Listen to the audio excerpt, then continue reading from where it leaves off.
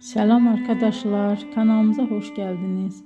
Bugün sizlere Türkiye'nin en tanınmış genç oyuncularından biri olan Hande Erçel'in hayat hikayesinden bahsedeceğim.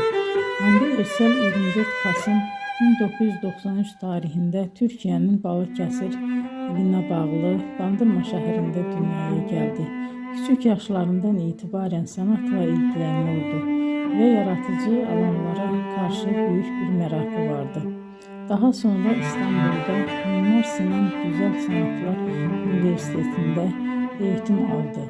Ama onun hayatında ilk adım oyunculuk değildi.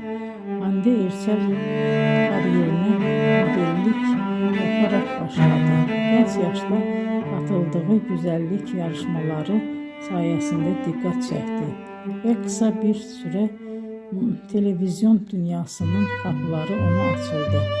2015 yılında yayınlanan Güneşin Kızları dizisinde Selin karakterinin canlandırmasıyla geniş kitleler onu tanımaya başladı. Bu rol onun kariyerinde önemli bir dönüm noktası oldu. Ardından birçok başarılı projede yer aldı. Bugün Hande Erçel sadece Türkiye'de değil,